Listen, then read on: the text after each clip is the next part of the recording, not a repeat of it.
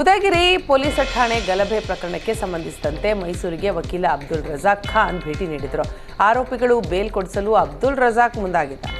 ಪೊಲೀಸರ ಮೇಲೆ ಯಾರೇ ಹಲ್ಲೆ ಮಾಡಿದ್ರೂ ತಪ್ಪೆ, ಇದಕ್ಕೆ ನಾನು ಬಹಿರಂಗವಾಗಿ ಕ್ಷಮೆ ಯಾಚಿಸ್ತೇನೆ ಅಂತ ಹೇಳಿದರು. ಈ ಪ್ರಕರಣದಲ್ಲಿ 1,000ಕ್ಕೂ ಅಧಿಕ ಜನರ ಮೇಲೆ ಎಫ್ಐಆರ್ ದಾಖಲಾಗಿದೆ. ಇದರಲ್ಲಿ ಸಣ್ಣ ಪುಟ್ಟ ಹುಡುಗರು ಅಮಾಯಕರಿದ್ದಾರೆ. ಇವರನ್ನ ಬಿಡಿಸಲು ವಕೀಲರ ನೇಮಕ ಮಾಡಲು ಬಂದಿದ್ದೇನೆ ಅಂತ ಹೇಳಿದರು. ಉದಯಗಿರಿಯಲ್ಲಿ ಒಂದು ಶಾಂತಿ ಸಭೆ ಮಾಡೋಣ, ಇಂತಹ ಘಟನೆಗಳು ನಡೆಯದ ರೀತಿಯಲ್ಲಿ ನಡೆದುಕೊಳ್ಳೋಣ. ಪ್ರತಾಪ್ ಸಿಂಹ ನಮ್ಮನ್ನ ಭಾರತ ಬಿಟ್ಟು ಹೋಗಿ ಅಂತ ಹೇಳ್ತಾರೆ, ನಮ್ಮನ್ನ ಭಾರತ ಬಿಟ್ಟು ಹೋಗಿ ಅಂತ ಹೇಳಲು ಇವನ್ಯಾರು? ಪ್ರತಾಪ್ ಸಿಂಹ ಇಂತಹ ಹೇಳಿಕೆ ನೀಡೋದನ್ನ ಬಿಡಬೇಕು. ಮುಂದಿನ ದಿನಗಳಲ್ಲಿ ಪ್ರತಾಪ್ ಸಿಂಹರನ್ನ ಪಕ್ಷದಿಂದ ಆಚೆ ಹಾಕ್ತಾರೆ. ಕಾಂಗ್ರೆಸ್ ಪಕ್ಷ ಸೆಕ್ಯುಲರ್ ಪಕ್ಷ, ಸಿದ್ದರಾಮಯ್ಯ ಅಂತಂದ್ರೆ ಒಂದು ರೀತಿ ಪ್ರೀತಿ ಜಾಸ್ತಿ ಅಷ್ಟೇ. ಹಾಗಂತ ನಾನಿಲ್ಲಿ ಯಾವುದೇ ಪಕ್ಷದ ಪರವಾಗಿ ಬಂದಿಲ್ಲ. ಘಟನೆಯಲ್ಲಿ ಕೆಲ ಅಮಾಯಕರು ಹುಡುಗರಿದ್ದಾರೆ, ಅಂಥವರ ಪರವಾಗಿ ಬಂದಿದ್ದೇನೆ ಅಂತ ಅಬ್ದುಲ್ ರಜಾಕ್ ಖಾನ್ ಹೇಳಿಕೆ ಕೊಟ್ಟಿದ್ದಾರೆ.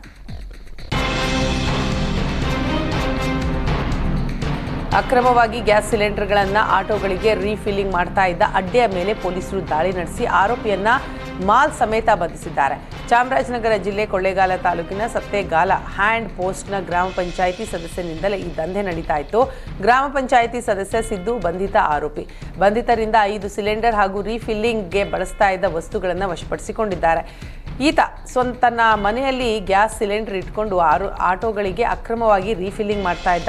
ಖಚಿತ ಮಾಹಿತಿಯ ಮೇರೆಗೆ ಪೊಲೀಸರು ಹಾಗೂ ಆಹಾರ ಇಲಾಖೆಯ ನಿರೀಕ್ಷಕರು ಜಂಟಿ ಕಾರ್ಯಾಚರಣೆ ನಡೆಸಿ ಆರೋಪಿಯನ್ನ ಬಂಧಿಸಿದ್ದಾರೆ.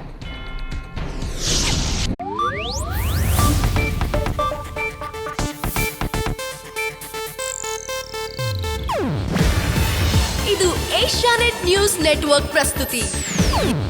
ನೀವು ನೋಡ್ತಿದ್ದೀರಾ ಏಷ್ಯಾನೆಟ್ ಸುವರ್ಣ ನ್ಯೂಸ್.